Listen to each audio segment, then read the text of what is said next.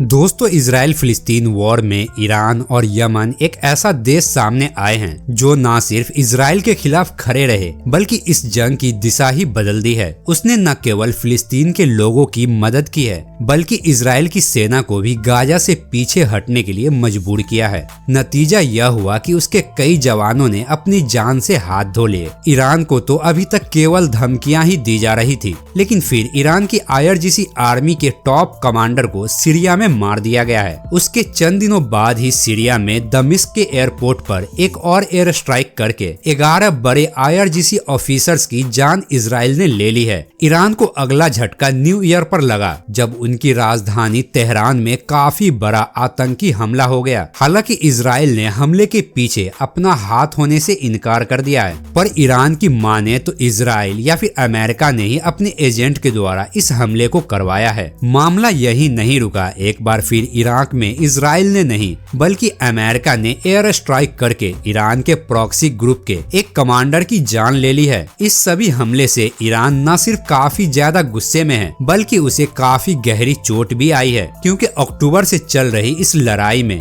Iran न सिर्फ फिलिस्तीन के साथ खड़ा था बल्कि उसे काफी ज्यादा सपोर्ट भी कर रहा था। लेकिन इजराइल और अमेरिका की तरफ से उसके ऊपर एक भी हमला नहीं किया गया था। पर दिसंबर की अंत से और 2024 की शुरुआत में ही ईरान को एक के बाद एक काफी गहरे चोट मिल चुकी है। वही यमन को भी अपने 10 सैनिकों की जान गंवानी पड़ी, लेकिन साथ ही यह 57 मुस्लिम देशों को यह दिखा दिया कि गाजा का साथ देने के लिए उन्हें अपनी जान की भी परवाह नहीं है। ईरान को सबसे बड़ा झटका तेहरान में हुए आतंकी हमले में लगा है। यही वजह है कि ईरान ने कहा है कि हमारे ऊपर जो आतंकी हमला किया गया है उसका बदला हम घर में घुसकर लेंगे, अब चाहे वह इजराइल ने किया हो या फिर किसी और ने किया हो। वही दूसरी तरफ पूरी दुनिया ने बार बार चेतावनी दी थी कि इजराइल किसी भी सूरत में हिजबुल्लाह तक इस युद्ध को बढ़ाकर ना ले जाए, क्योंकि उसके परिणाम बहुत ही खतरनाक हो सकते हैं। लेकिन अब इजराइल आगे बढ़ चुका है। इजराइल और हमास के बीच चल रही जंग की शुरुआत के बाद से पूरे मिडिल ईस्ट और उससे भी आगे तक फैल रहा है। अब हमास के एक बड़े कमांडर की हत्या के बाद इस जंग से अब पूरी दुनिया को डर लगने लगा है। हमास के राजनीतिक शाखा के डेप्यूटी प्रमुख सालेह अल अरूरी की मौत लेबनान की राजधानी बेरूत में एक ड्रोन हमले में हो गई है। यह कमांडर हिजबुल्लाह और हमास के बीच अच्छे संबंध बनाए रखने के लिए वह लेबनान में मौजूद था। दोस्तों, हिजबुल्लाह के नेता ने कहा है कि लेबनान की जमीन पर निशाना बनाकर किए गए किसी भी तरह के हमले का मजबूती से जवाब दिया जाएगा। इससे पहले तक हथियारों से लैस ये आर्मी केवल शब्दों के जंग में ही उलझने की कोशिश कर रही थी। वह इजराइल के दक्षिणी सीमा के पास छोटे मोटे हमले कर रहे थे, साथ ही यह कोशिश भी कर रहे थे कि लेबनान को इस महंगे युद्ध में ना खींचा जाए। लेकिन हिजबुल्लाह का गढ़ माना जाने वाला बेरूत के इलाके में उनके और ईरान के लिए अहम हमास के सालेह अल अरूरी की हत्या के बाद अब हिजबुल्लाह खुले तौर पर इजराइल पर हमला करने की तैयारी कर रहा है। हालांकि हिजबुल्लाह और उसका समर्थन करने वाले ईरान और उसके सहयोगियों को भी यह बात पता है कि मौजूदा वक्त में उनकी तरफ से आई कोई भी एक्शन न केवल युद्ध की दिशा और दशा बदल सकती है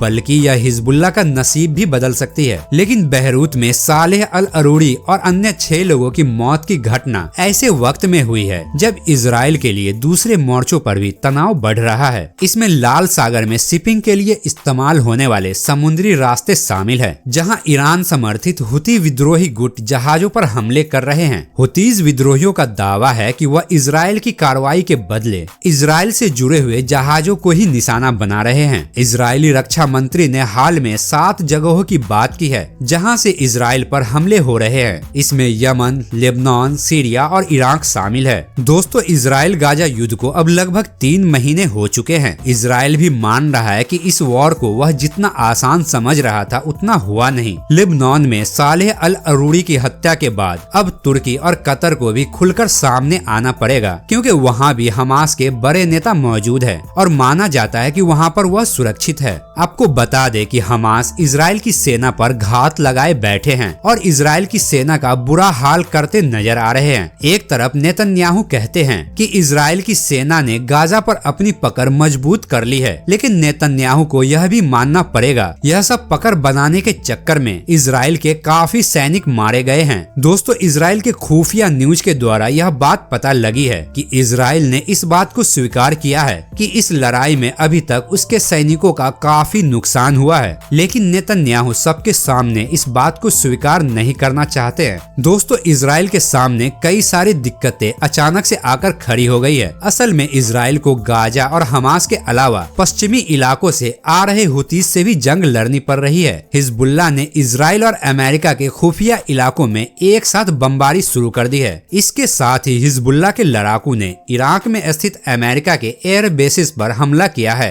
यह हमला ड्रोन के द्वारा किया गया था, जिसमें अमेरिका के 3 सैनिक बुरी तरह से घायल हो चुके हैं। ईरान के प्रॉक्सी दुनिया के सबसे ताकतवर प्रॉक्सी माने जाते हैं, क्योंकि जब से ईरानियन रेवोल्यूशन हुआ है और ईरान एक नए देश के तौर पर दुनिया के सामने आया है, तब से वहाँ के सुप्रीम लीडर ने अपने देश को प्रोटेक्ट करने के लिए प्रॉक्सी का सहारा लिया है। क्योंकि शायद इनका मानना है कि अगर आपके आसपास के देशों में भी आपके सपोर्टर्स मौजूद हो तो देश काफी ज्यादा सिक्योर हो जाता है। इसीलिए ईरान के पड़ोस में इराक और सीरिया जैसे देशों में ईरान के काफी मजबूत प्रॉक्सी है। जब ईरानियन रेवोल्यूशन हुआ था तब ईरान के अयतुल्लाह अली खामनी ने IRGC आर्मी की स्थापना की थी, जिसका एक बहुत बड़ा काम दूसरे देशों में ईरान के प्रॉक्सी को न सिर्फ बनाना होता है, बल्कि उन्हें ट्रेनिंग देना, उन्हें हथियार प्रोवाइड करना और उन्हें पैसे देना होता है। इन लोगों ने यमन में हुतीज को खड़ा करके बहुत ताकतवर हथियार देकर अमेरिका और इजराइल को काफी ज्यादा परेशानी में डाल दिया है। लेबनान में हिजबुल्लाह तो इराक में इसके कई सारे प्रॉक्सी ग्रुप मौजूद है। वही ईरान अगर खुद डायरेक्ट इस लड़ाई में शामिल होता है तो उनकी काफी बड़ी ताकत उनके अंडरग्राउंड मिलिट्री और एयर बेसेज है।